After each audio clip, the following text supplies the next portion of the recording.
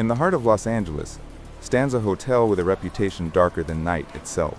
Behind its walls are stories of blood, madness, and tragedy, whispered through decades of fear.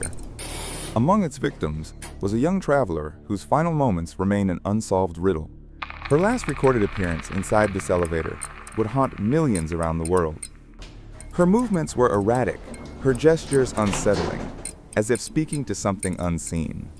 Moments later, the elevator doors closed, and she was never seen alive again. The Cecil Hotel was built with dreams of luxury, but it soon descended into infamy. Decades passed, the glamour faded, replaced by crime, poverty, and death. The hotel's walls became witnesses to violence, murder, madness, and despair. And decades later, it would claim another victim, a young traveler named Elisa Lam. She arrived with plans of adventure, but the Cecil would change her story forever. She walked the dim corridors, unaware that each step drew her closer to the unknown. At the end of the hallway, the elevator doors waited, silent, cold, and unwelcoming. The hotel's surveillance camera captured her final known moments inside the elevator. She pressed the button, yet the elevator doors refused to close. She pressed more buttons, one after another, but the elevator stayed frozen, doors wide open. Puzzled, she leaned into the hallway, as if expecting someone to be there. The hallway swallowed her as the suitcase remained behind, as if something unseen was pulling her forward. Eyes darted left, then right. The corridor stretched empty, yet she seemed to expect someone to emerge. 2 hesitant steps into the corridor, then a halt. Her head turned back toward the elevator, The last recorded image of her alive. From this moment on, she vanished without a trace. February 2013, downtown Los Angeles, a missing person case that would grip the world. 2 weeks later, hotel guests complained of strange water pressure and a foul taste from the taps. Maintenance workers climbed to the rooftop, and inside a water tank, they made a horrifying discovery. Inside the tank lay the body of the missing student. The mystery had only deepened. The discovery made headlines worldwide, sparking fear, fascination, and endless speculation. Reporters swarmed the hotel entrance, cameras flashing as officials struggled to hold back the crowd.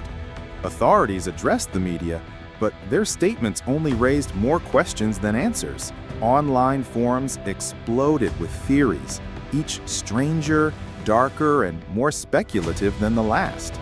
From paranormal forces to government conspiracies, the internet turned her story into a modern urban legend. Police released their official findings, hoping to silence the growing storm of speculation.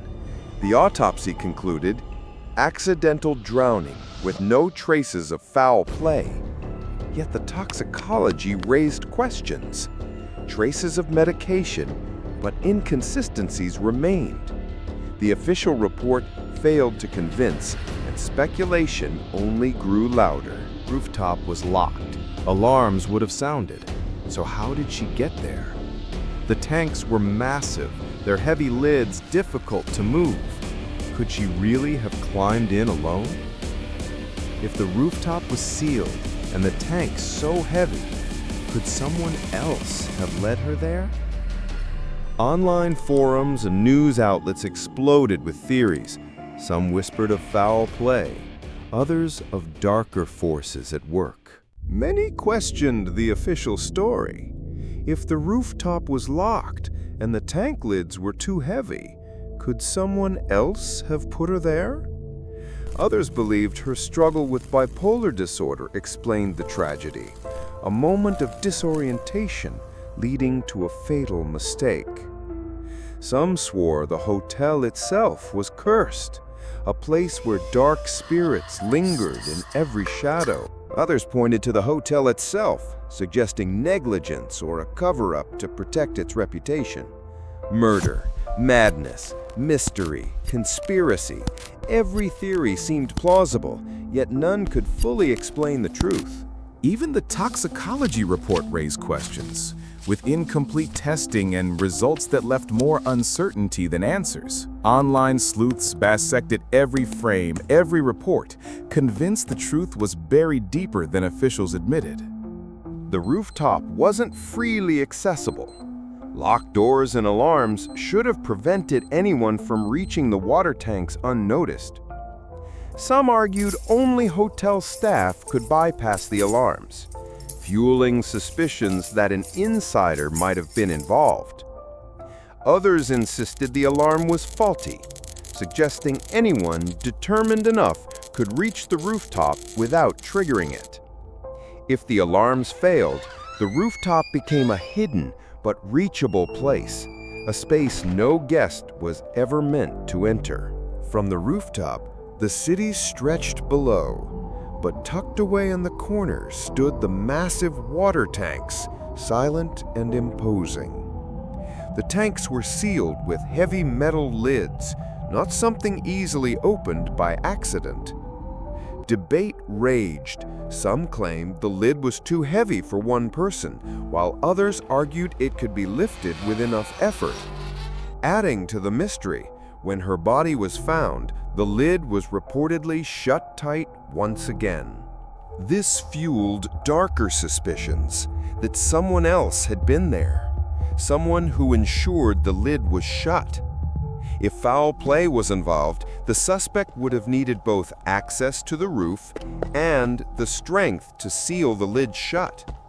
Yet investigators reported no signs of forced entry, no footprints, and no evidence of anyone else on the roof. The official explanation turned away from foul play and focused instead on Elisa's fragile state of mind. Elisa had long struggled with bipolar disorder, a condition marked by cycles of deep depression and manic episodes. She was prescribed several powerful medications, but records suggest she often skipped her doses. Without her medication, symptoms could intensify: paranoia, disorganized thinking, even hallucinations. But the story of the Cecil Hotel was steeped in something far darker, a history of crime, tragedy, and violence. For decades, the Cecil had been linked to murders, overdoses, and suicides, earning it a reputation as one of Los Angeles's darkest landmarks. Infamous killers, including Richard Ramirez, the Night Stalker, once called the Cecil Hotel their home. The Cecil became a refuge for society's outcasts, drifters, addicts, and the desperate, who filled its endless halls. Even unsuspecting travelers reported unease, as if the walls themselves carried whispers of the past. Some believed the hotel itself was cursed, a place where tragedy was not an accident, but an inevitability. Whispers grew louder. Was Elisa's fate tied not to chance, but to a lingering curse within these walls? Strangely, her story echoed the horror film Dark Water, a young woman, a rooftop tank, and a haunting end. To many, it was no coincidence, but a sinister sign, as though fiction had bled into reality. Some even claimed hidden symbols in the hotel hinted at occult forces lingering within its walls. Whispers grew. The hotel itself was cursed, a place where tragedy was destined to repeat. As the case spread online, forums exploded with theories, each thread a labyrinth of speculation. On Reddit, amateur detectives dissected every frame of the footage, convinced the answers lay hidden in plain sight. YouTube filled with videos, some careful breakdowns, others wild speculation, each adding fuel to the fire. Some online sleuths went too far, targeting innocent people, turning speculation into a digital witch hunt. Journalists and documentarians joined in, their reports blurring the line between investigation and entertainment. Soon, the story spread worldwide. Forums, videos, and headlines feeding a frenzy that seemed unstoppable. Medical, criminal, mystical, or digital. Each theory unraveled, yet none could explain it all. Every explanation collided with another, pieces that never fit into a single truth. Investigations circled endlessly, returning always to the same unanswered questions. The truth remained just out of reach, a puzzle with missing pieces, a mystery without end. Behind the mystery was a young woman, Elisa Lam, a daughter, a dreamer, a voice searching for connection. She was a beloved daughter of immigrant parents, her life bridging cultures, carrying both hope and struggle. In her journals, Elisa dreamed of travel, creativity, and finding her place in the world.